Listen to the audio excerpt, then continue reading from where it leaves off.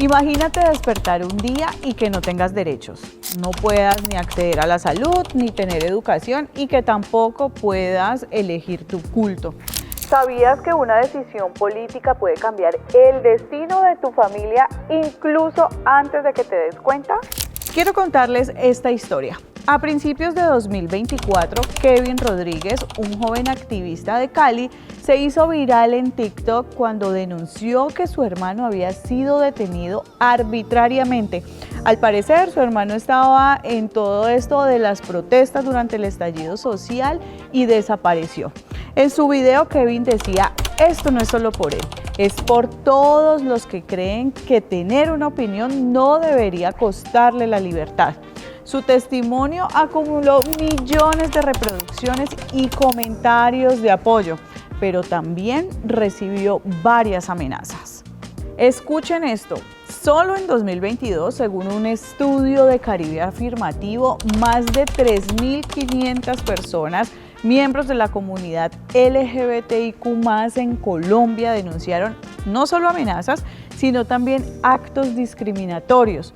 Y por allá en el mes de julio de 2024, 2 jóvenes afrodescendientes perdieron la vida en hechos que aún hoy se investigan como una posible violencia racista. ¿De verdad estamos avanzando o estamos repitiendo estos ciclos de violencia, de odio, incluso de exclusión con un nuevo disfraz? Quédate en esta conversación porque esto también puede ser un asunto de familia. La libertad, la igualdad, el derecho a elegir y a decir lo que pensamos no están garantizados para siempre. Cuando un derecho se cae, nos afecta a todos. Rompe la confianza, lastima futuros y se abre la puerta para la deshumanización de quien piensa, vive, ama y se expresa diferente a nosotros. Se le vuelve invisible, se le reduce a un estereotipo, se le pone una etiqueta y por ahí empieza la exclusión, la violencia y el olvido. Defender los derechos es defender la vida misma, la familia, la comunidad. Es cuidar lo que nos permite vivir con dignidad, con respeto y sin miedo. Es evitar que un día nos despertemos y nos preguntemos si los derechos todavía están allí.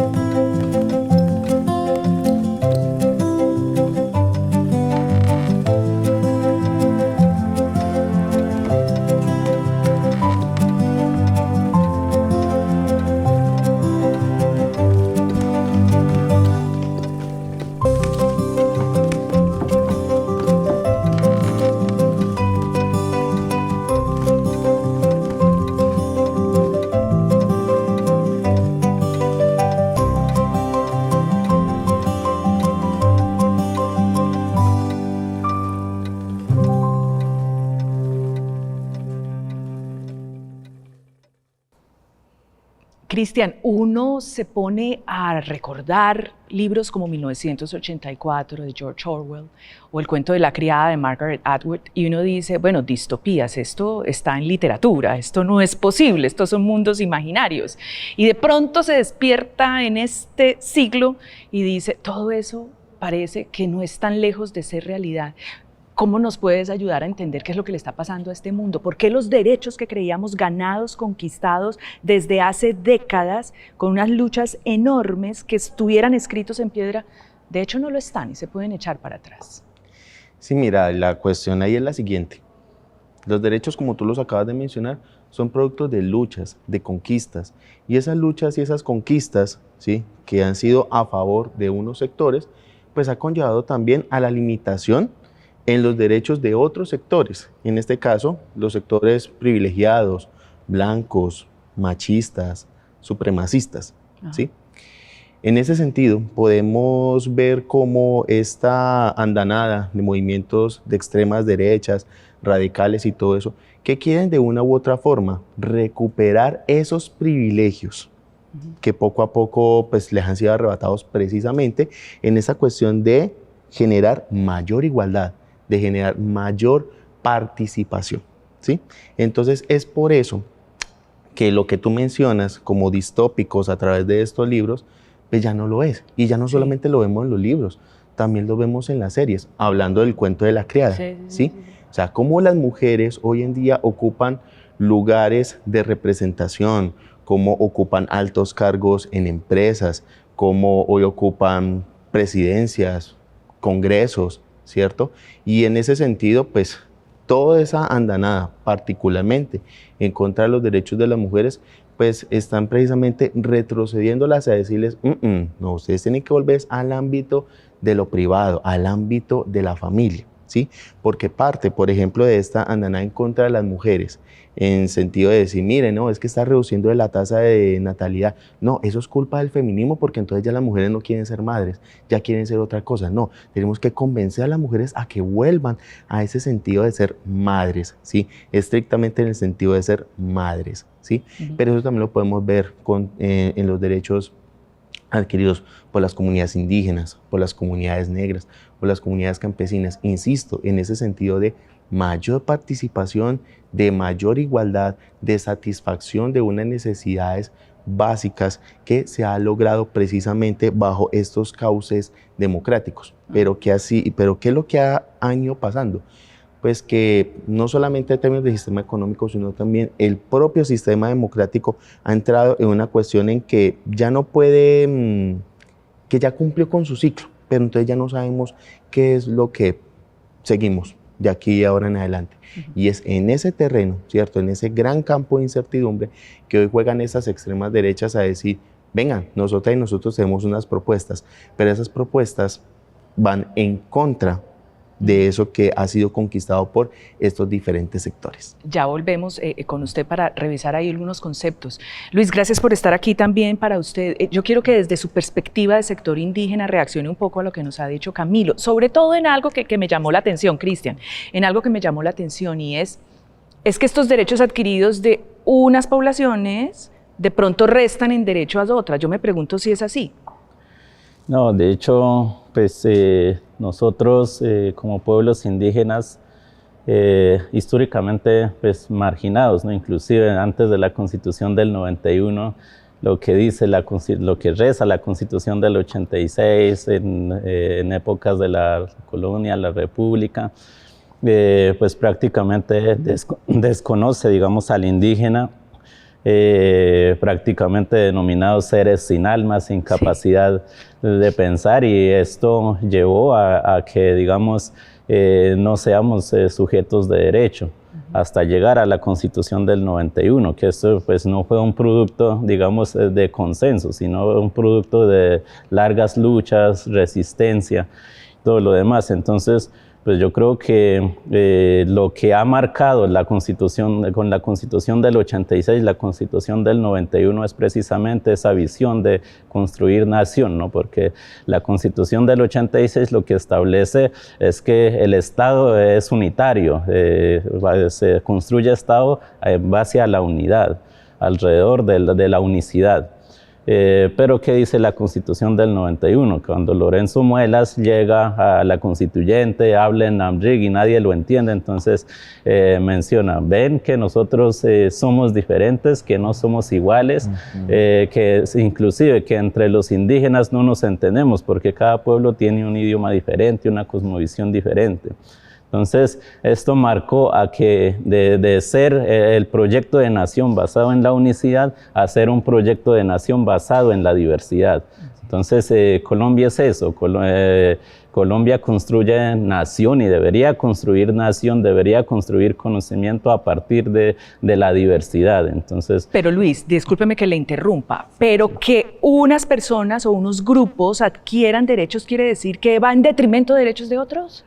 No, yo creo que esto responde y va más en vía de pronto a lo que mencionaba el compañero, porque ¿por qué vemos retrocesos en algunos derechos? ¿Por qué? Porque simplemente hay unos, digamos, hay unos sectores privilegiados pues que se empiezan a sentir incómodos cuando el derecho se extiende. Okay. Entonces, pues si una incomodidad que no quiere decir que tengan la razón.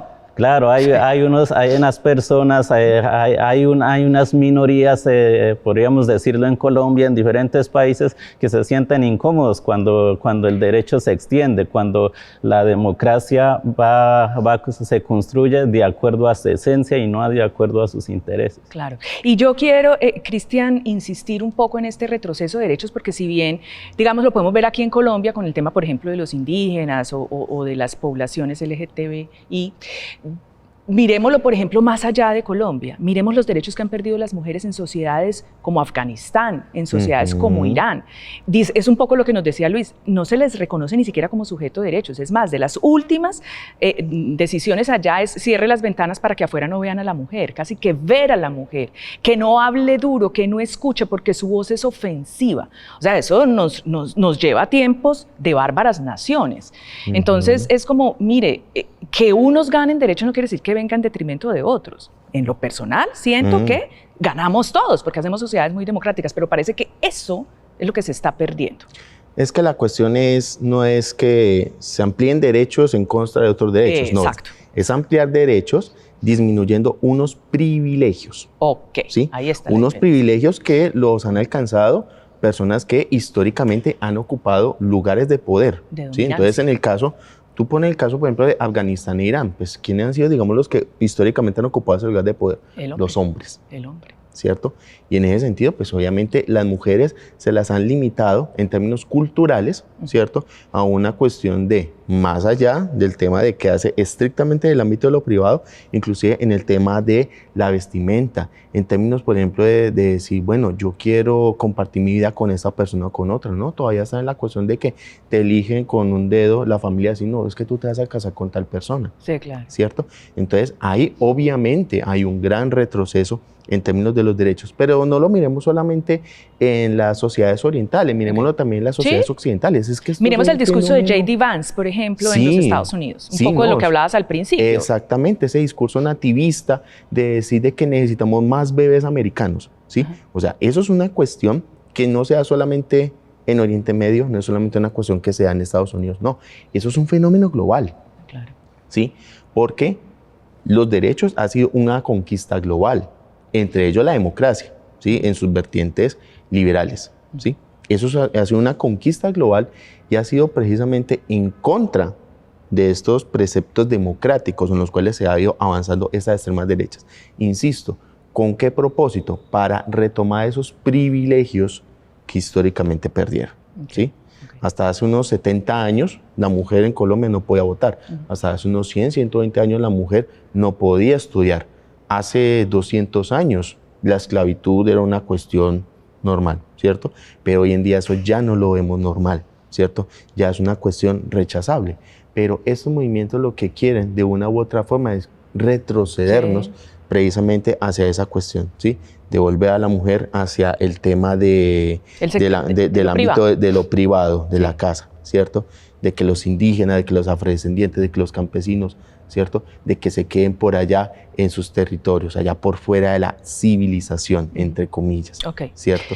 Y Luis, ¿cuál puede ser el impacto para las familias? Porque esto parece que estuviéramos hablando de política, más allá del ámbito de la familia. Y lo que justamente queremos aquí en Asunto de Familia es traer esas discusiones de lo público al ámbito de la familia y eso cómo las golpea o también cómo la familia puede ser parte de una resistencia frente a esa tendencia, Luis. Bueno, pues yo creo que digamos, procesos de retrocesos en derecho afecta claramente al tejido esencial, ¿no? A ese sentido de comunidad. Entonces, en quien reside el principio de comunidad y se encarga de florecerles precisamente la primera institución, que es la familia.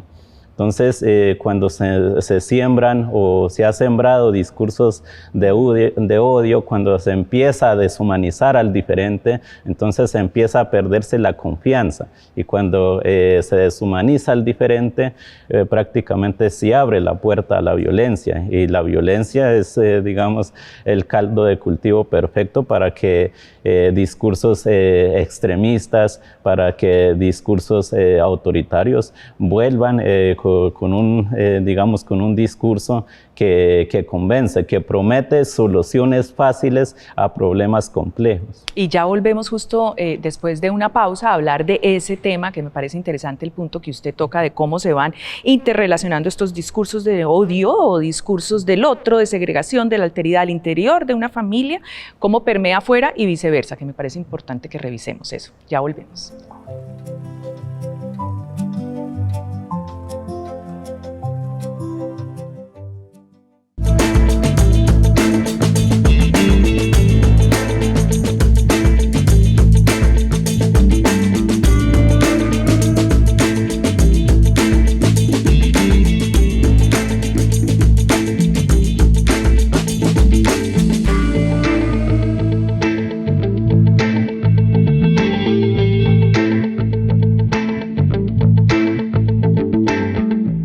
Cristian, yo quiero que reaccione un poco a lo que venía diciendo Luis antes de la pausa sobre el tema de la familia, de cómo hay ciertos discursos que quizás pueden ser heredados, a veces están allá en esas inconscientes, pero tienen un efecto real y se van cargando de generación en generación, no los ponemos en cuestión y cuando lo miramos de frente son una semilla de discordias y de unas manifestaciones públicas de rechazo, de odio, de división, de desconocimiento de la alteridad.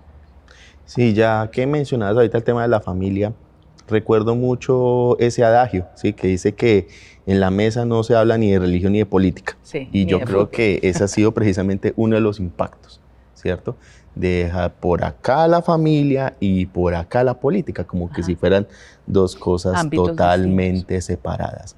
Y si, por ejemplo, miramos las diferentes movidas de las derechas radicales, un aspecto en común que están encontrando es vamos a volver a retomar a un modelo de familia, ¿cierto? Entonces vamos a volver a formar la familia como ese modelo, ese pilar fundamental de organización social, pero aquí hay una cuestión, es un modelo de familia, el modelo que ellos creen que debe ser la familia, ¿cierto? Sí. Y en este caso estamos desconociendo que existen muchísimos ámbitos de modelo de las familias. Por ejemplo, aquí encontramos los modelos de familia indígenas, o sea, por lo menos es muy bonito cuando salen a las movilizaciones, salen a las mingas, salen a esos encuentros, salen en qué? En familia, ¿cierto? ¿Por qué? Porque se ha comprendido perfectamente de que los temas que atañen, ¿sí? No solamente al ámbito de lo cotidiano, sino que también atañen al modelo de sociedad, al modelo de qué es lo que queremos, es una cuestión que hay que empezar a conversar desde la familia,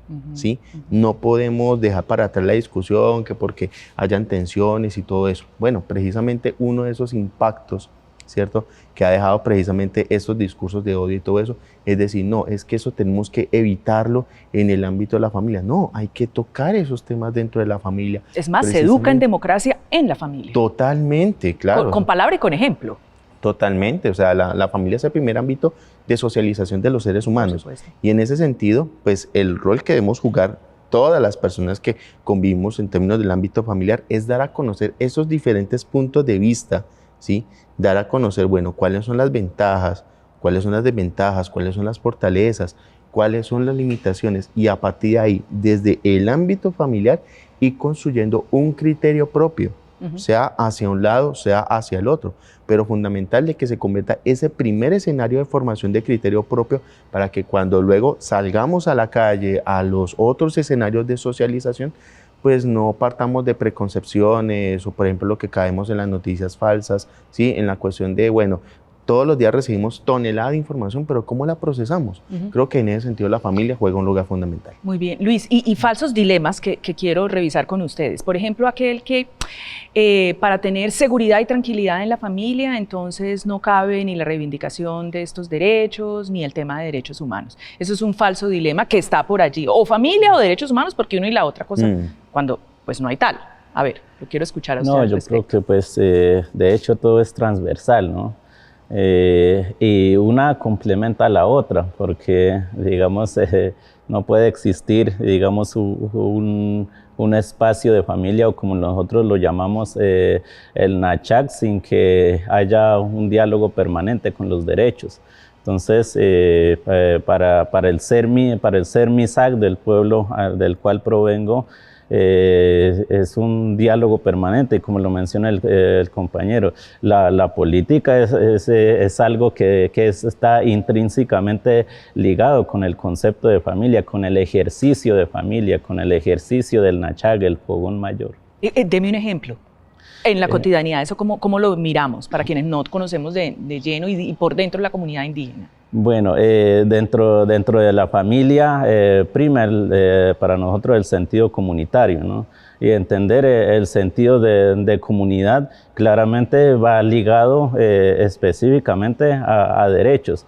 No podemos comprender el seno de una familia en donde no se establezcan ciertos derechos. Por ejemplo, una familia generalmente sí, la componen los padres, los hijos, los abuelos, pero también para nosotros la compone es el fogón mayor. Entonces para nosotros... ¿Qué es el fogón mayor? El fogón mayor es el fuego, el espacio, la tulpa donde nos reunimos. ¿Toda la comunidad? Toda la comunidad, la familia, siempre nos reunimos alrededor del fuego. Entonces, inclusive, no solo hay derechos individuales o derechos humanos, sino que también entran a coexistir derechos territoriales, derechos de la madre tierra. Inclusive el mismo fogón, el abuelo, como nosotros lo llamamos, tiene sus derechos y empezamos a relacionarnos alrededor de eso. O sea, que hay un ejercicio de lo privado y lo público, interesante.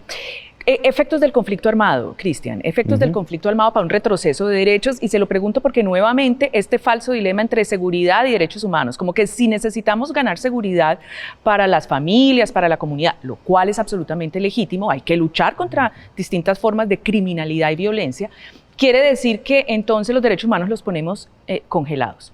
Y quiero también que usted me reaccione frente a ese falso dilema, como le hemos llamado nosotros. Bueno, tú perfectamente lo has tocado, ¿sí? Para eso hay que comprender, bueno, las raíces del conflicto, ¿cierto? Y más allá, pues para no profundizar, uno de los aspectos, el que quiero resaltar en ese momento, tiene que ver con el cierre de la participación. Okay. ¿Sí? Usted recordaba, uno de los elementos constitutivos de la democracia es la participación, ¿sí? O la participación se amplía o la participación se cierra. Pues bien, el cierre de la participación se ha convertido en un elemento causal del conflicto, pero también se ha convertido en un efecto mismo del conflicto. Porque el hecho de que a ti, por pensar de una u otra forma, ¿cierto? Entonces inmediatamente ya eres víctima de un hecho hostil, claro. ¿cierto? Ya de una u otra forma... Si se me discrimina por lo que pienso. Exactamente, o sea, ya hay un ejercicio de discriminación, ¿cierto? Y entonces, en ese punto, ¿cierto? Tú misma lo has tocado. Entonces, en esa cuestión de ese cierre, entonces se va a decir, no, entonces yo tengo que velar entonces por seguridad, pero entonces a cambio de eso entonces me tengo que quedar callado. Y no, en ese sentido hay que mirar, frente a esa cuestión, seguridad o derechos humanos, hay que mirar las dos cosas. Claro. ¿Sí? Para que haya una garantía de los derechos, tenemos que tener la seguridad de que estos efectivamente se vaya a cumplir. Pero es que la seguridad no es solamente que tengamos el policía o el militar acá o que esté pues permanentemente pues, en un escenario de combate, porque ese es otro efecto del conflicto, ¿cierto? Esa sensación permanente de miedo, esa sensación permanente de inseguridad, de zozobra, de que tenemos que tener un guardaespaldas permanentemente, o si no, entonces ya pues inmediatamente pues voy a sufrir. Que no deberíamos vivir así. Exactamente, no deberíamos vivir así, porque es que el miedo es ante todo una cuestión material, total, pero también es una cuestión que se nos siembra también y se nos queda aquí en nuestra mente y demás. Y entonces, claro, ahorita que estamos en toda esta cuestión de campañas políticas y que la seguridad y la seguridad y la seguridad, claro, hay que tocar el tema de la seguridad, pero hay que mirarlo desde otras miradas, desde otros enfoques. Y aquí tenemos que mirarlo en juntanza precisamente con el tema de los derechos humanos. No es una cuestión que hay que mirarlo separado, no, claro. Hay que mirarlo en juntanza, ¿sí? Una seguridad basada en un enfoque de derechos humanos, claro. Pero también necesitamos escenarios en los cuales para garantizar los derechos humanos se requieren unas condiciones de seguridad para quienes exigimos la defensa, las garantías de los derechos humanos, también lo podamos hacer seguros, libres y dignos. Sí, claro. Yo recuerdo justo un informe del PNUD de hace muchos años donde decía que este binomio seguridad y justicia deberían ser equiparables e ir con la mano, porque donde uno esté desequilibrado se deslegitiman ambos, y creo que lo hemos visto a lo largo de la historia. Bueno, quiero preguntarle sobre otras comunidades aparte de su condición de comunidad indígena, porque hay otras comunidades que han sido víctimas también como de una incomprensión y de un retroceso en derechos. Yo, por ejemplo, me pregunto sobre las terapias de reconversión. No sé si conoce el término de lo que está pasando con la comunidad LGTBI, y es como, no puedo creer que esto todavía exista, pero hay personas que dicen es que eso es una atrocidad, que tú tengas una elección de género diferente, y entonces eso hay que volverlo a encauzar, y volvemos a esta distopía de la que arrancamos hablando. Luis, ¿qué opinión le merece? Pues claramente no podemos negar de que en Colombia existe, y lo diría Galton dentro de su triángulo de violencia, ¿no? Que en Colombia la violencia física apenas es la punta del iceberg. Entonces, dentro de ella está la violencia estructural y la violencia cultural. Y en Colombia hay una clara violencia estructural y violencia cultural sembrada, inclusive dentro de los pueblos indígenas. Entonces, ahí es cuando varios pueblos indígenas ya empiezan a perder, digamos, esos principios, esas, digamos, nociones de comunidad, como por ejemplo, para muchas de las comunidades y para la mayoría de las comunidades indígenas, el principio esencial es la dualidad. Entonces, una convivencia entre los dos seres, entre lo positivo y lo negativo, entre lo blanco y lo negro. Entonces, esto nos lleva a pensar de que la diversidad pues siempre ha sido parte de nuestra construcción de la vida diaria.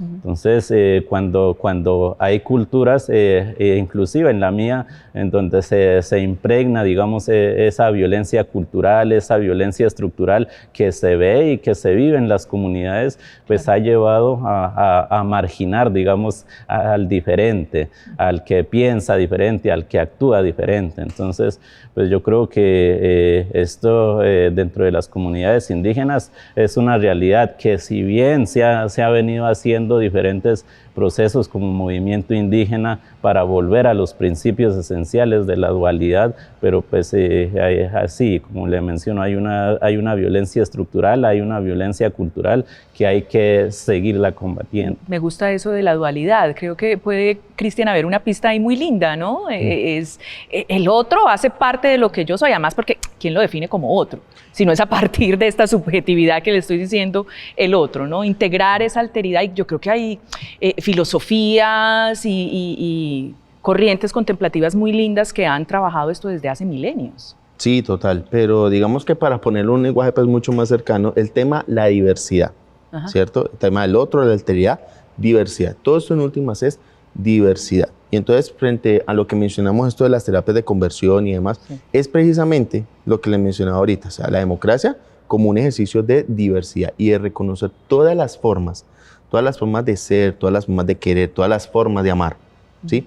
Y entonces, en este caso, pues, estos intentos, precisamente por pretender cerrar ante estas diversas posibilidades de el ser, el sentir, el amar y todo eso, pues bueno, eso en un lenguaje de derechos, lo que tenemos que hacer es, primero, saludar y acompañar esas luchas, ¿sí? Independientemente de que si uno sea heterosexual o si uno tiene una diversidad sexual o de género, pues la cuestión es dejar ser, ¿cierto? Porque en este caso, pues nos hemos dado cuenta, ¿sí? Más allá de esos falsos debates a propósito que estabas queriendo tocar acá, de decir de que las personas sexo, género, diversas, entonces inmediatamente va a ser una cuestión que se contagia.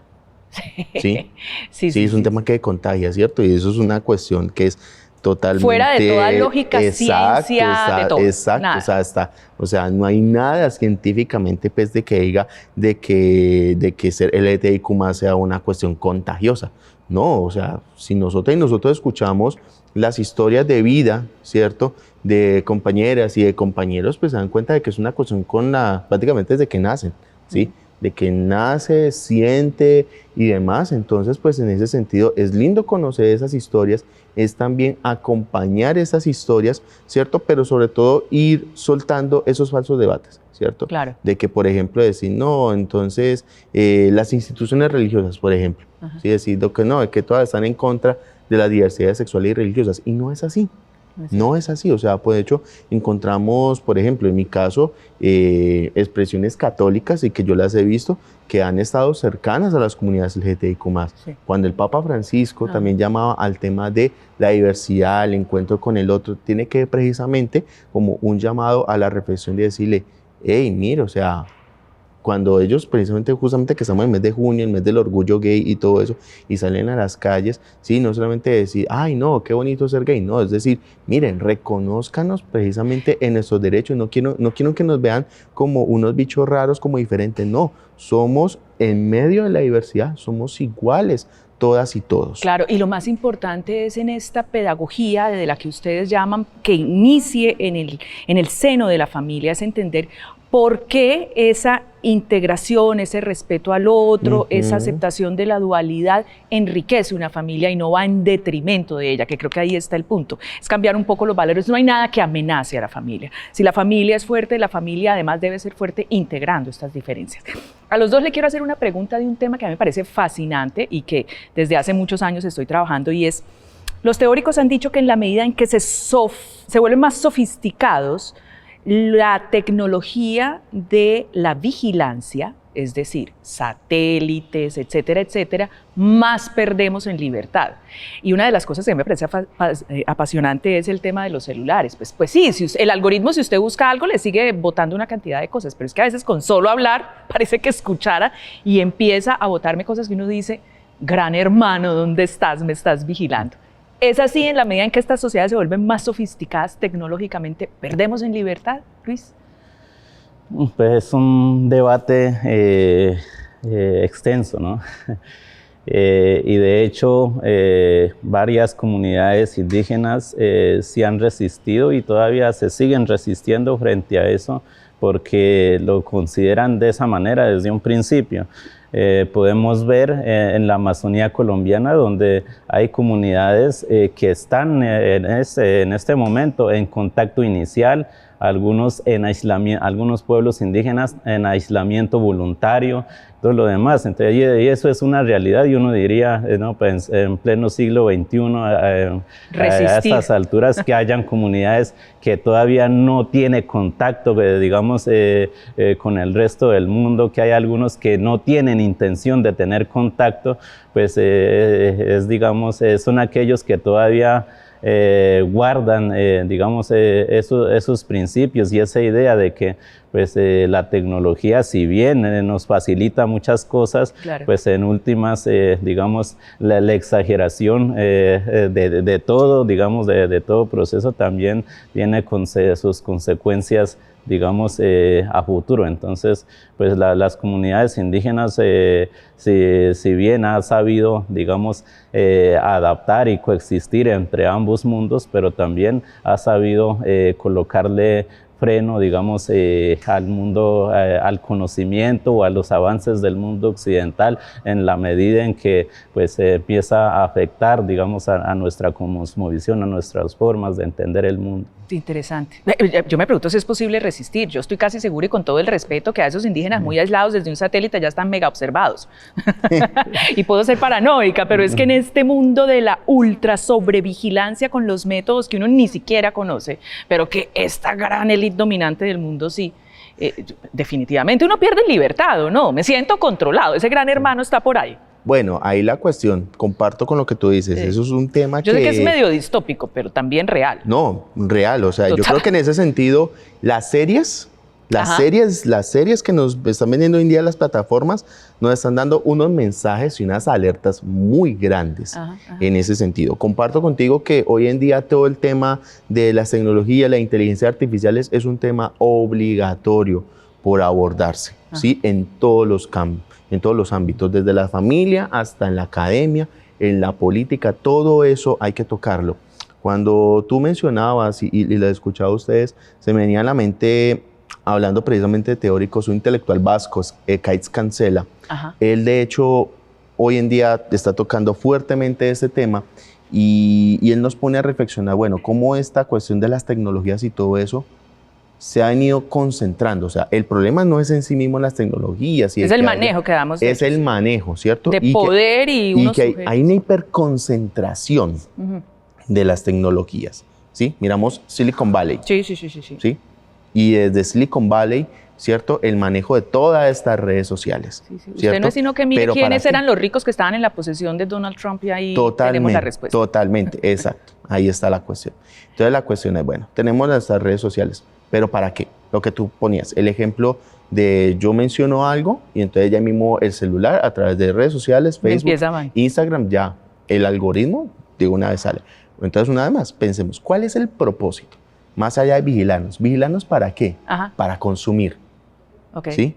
¿Para controlarnos? Y para controlarnos, claro, porque es que el consumo es el mecanismo por el cual busca ese control, esa uniformidad de pensamiento, ¿sí? Que eso en última, yo creo que eso es como todo esto que hemos venido conversando, tiene que ir girado a eso, es en torno hacia una uniformidad de pensamiento, de que tenemos que pensar de una sola forma, de que tenemos solamente un proyecto de sociedad, de que no hay alternativa, como le diría hace unas décadas Margaret Thatcher en el Reino Unido, ¿cierto? Y es precisamente vaciarnos estos otros saberes, conocimientos, alternativas. Y precisamente a lo que nos invita Ekaitz Cancela es a que miremos alternativas y de que no solamente las tecnologías tienen que estar bajo un hipercontrol, ¿cierto? Sino de que pueden ser, digamos, de otras formas, ¿cierto? De que podemos también democratizar las tecnologías, ¿cierto? De que, por ejemplo, una radio MISAC, una radio NASA, una radio campesina, ¿cierto? No solamente sea escuchada dentro de su territorio, sino que también todas y todos tengamos el libre acceso, ¿sí? Una soberanía en términos de qué es lo que nosotras y nosotros queremos en términos tecnológicos, ¿cierto? De que si hay satélites, de que si hay celulares, de que si hay otras aparatos, inteligencias artificiales, no sea solamente bajo el control de unos pocos, sino de que realmente sea una cuestión de mayor participación y una mayor distribución de estas tecnologías al servicio de todas y de todos. Hablando de eso, puede sonar muy utópico, ¿cierto? Pero precisamente como nos enseñaba Eduardo Galeano, para eso nos sirve la utopía, para caminar. Claro, la utopía tiene una eficacia, nos conduce hacia. Y bueno, es la forma de resistir estas distopías que nos asustan tanto y que las vemos allí como concretándose. Ya regresamos para hacer unas conclusiones y revisar cómo entonces quedamos claros que la familia puede ser seguramente una forma de resistencia frente a estas tendencias.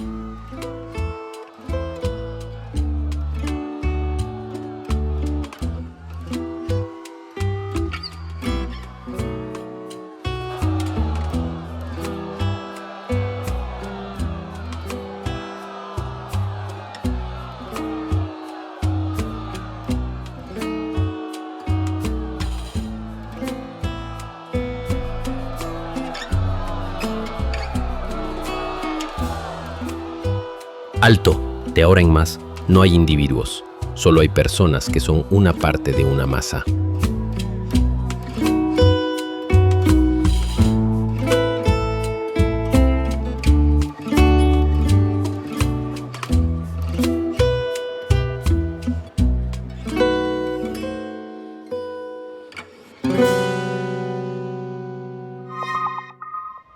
Bueno, Luis, ya para ir cerrando, ¿qué nos falta? ¿Qué cree usted de derechos que todavía nos falta? Porque sí, hemos ganado muchos, digamos, han ganado algunas comunidades, han hecho unas luchas, las mujeres, por nombrar algunas, pero ¿dónde cree usted que todavía nos falta como cerrar una brecha, un gap muy grande?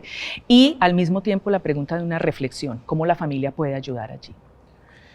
Yo creo que lo que nos falta y es una lucha constante y actual es que sí, que hemos avanzado en derechos humanos, en derechos colectivos que todavía faltan por consolidarla, pero también es una preocupación constante para nosotros y son los derechos territoriales o los derechos de la madre tierra, porque para nosotros la base fundamental de nuestra existencia es el territorio. Un indígena Misak no se ve existiendo sin que haya un territorio, sin que haya un territorio la cual tiene derechos. Entonces, por eso hablaban en los años de 1980, cuando iniciaban los procesos de recuperación de tierra, con el lema de recuperar la tierra para recuperarlo todo. Entonces, teniendo como base el territorio para luego avanzar en derechos, en educación, en salud, en la participación política y todo lo demás. Entonces, para nosotros es algo que el movimiento indígena actualmente le estamos retomando. Y ahora, ¿cómo contribuir con la familia? La familia es el centro de discusión principal, no por nada lo denominan como la primera institución del Estado, ¿no? Entonces, pues, para nosotros los principios, digamos, la identidad política se construye en el nachag, en el fogón, que es la familia. Entonces, mientras no haya una discusión de estos, mientras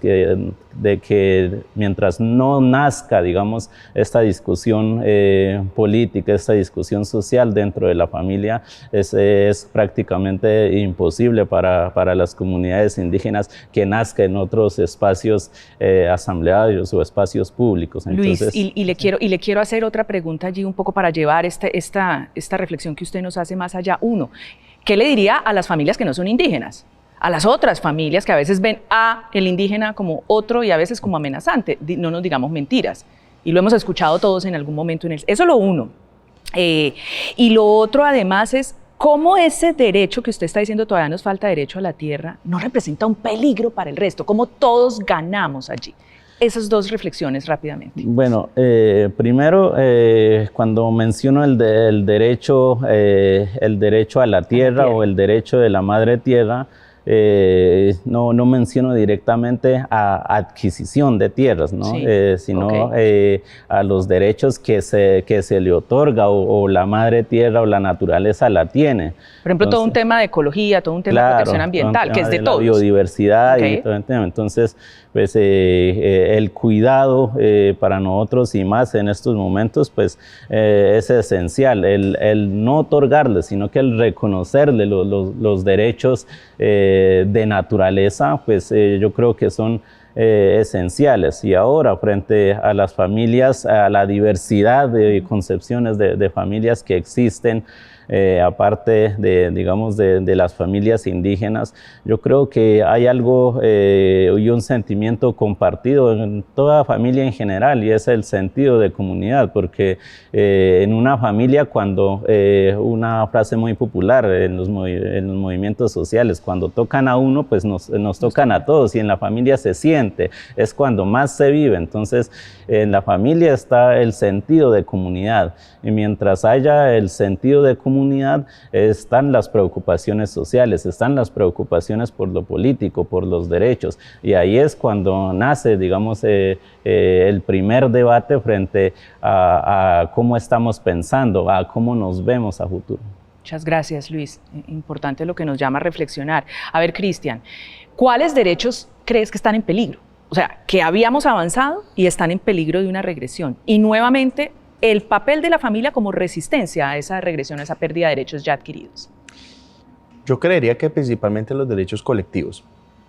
¿Sí? ¿Como cuáles? Dame unos ejemplos. Pues, por ejemplo, el derecho a organizarnos, el derecho a manifestarnos pacíficamente, el derecho a tener una opinión libre, ¿sí? Más allá, por ejemplo, de los derechos materiales, que eso sí, que todos los días, sí, precisamente lo hemos venido perdiendo en esta aras de esa contraofensiva neoliberal, en ese aumento de las desigualdades sociales, ¿sí? Porque en este caso la condición material es la base para considerar, digamos, todos los demás derechos. ¿Sí? Entonces, digamos que es un sinfín de derechos. Entender que en ese momento el modelo de democracia liberal está en crisis. Y entonces, en ese sentido, ¿qué hacer? Hay que rebasar ese modelo de democracia liberal. No acabarlo, rebasarlo. Es decir, mayor igualdad, mayor participación, mayor satisfacción de las necesidades básicas de las personas. Y ahí, una vez más, en ese sentido, el papel de la familia es clave. ¿Sí? Es fundamental en el sentido de enseñar acerca de la igualdad, enseñar acerca de la diversidad. El escenario de la familia, enseñar el valor de la participación, el valor de no quedarse callado ante una injusticia, ¿cierto? Y bueno, el tema de lo material, claro, el tema, por ejemplo, de el apoyo de la familia y todo eso, pero también apoyar a las demás familias, ¿sí? Porque no es solamente decir, no, mi proyecto de familia unipersonal y ya. Mi familia es mi primera patria, mi primer territorio, pero también tengo que mirar la familia de los vecinos, la familia de mis familiares, ¿cierto? Las que se van conformando y las que se van ampliando, ¿cierto?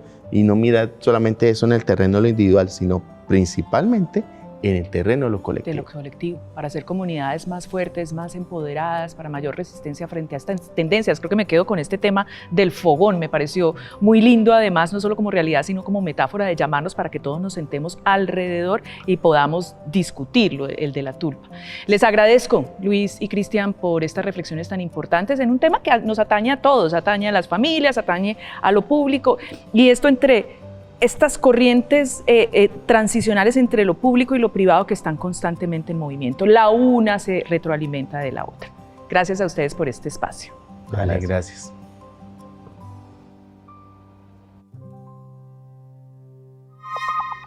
Los derechos no son regalos ni privilegios eternos. Son conquistas, a veces frágiles, que necesitan de nuestra voz y de nuestra acción constante. Defender los derechos es defendernos a todos y a todas. Es cuidar la posibilidad de una vida digna, libre, justa para cada persona, para cada familia y para cada comunidad. Que nunca tengamos que preguntarnos qué haríamos si algún día perdiésemos esos derechos. Si no hablamos de esto ahora, ¿cuántas veces vamos a permitir que esto se repita? ¿Qué pasa cuando se normaliza el retroceso y nadie se atreve a decir nada? Hablemos de este caso. En 2021, Aleja Villeta recopiló imágenes del estallido social en Colombia y las compartió en su cuenta de TikTok bajo el hashtag Colombia Resiste. El video mostraba a jóvenes de la primera línea protegiéndose de gases lacrimógenos, madres que buscaban a sus hijos desaparecidos y una frase que se volvió símbolo: no nos callaron ayer, no nos callarán hoy. Y la preocupación no está muy lejos. Echémosle un vistazo al Valle del Cauca, porque la Comisión de la Verdad documentó cómo el racismo y la discriminación durante el conflicto armado intensificaron la violencia contra comunidades negras y afrocolombianas. Un caso muy sonado, el de Buenaventura. Y además de esto, no solo les arrebataron las vidas, sino que también les quitaron sus territorios, sus costumbres y muchas veces sus raíces. ¿Tú qué piensas? ¿Estamos dispuestos a permitir que esos errores del pasado se conviertan en la herencia del futuro? Callar ante el retroceso no es neutralidad, es complicidad. Hablemos de esto en nuestras redes sociales porque esto también puede ser un asunto de familia.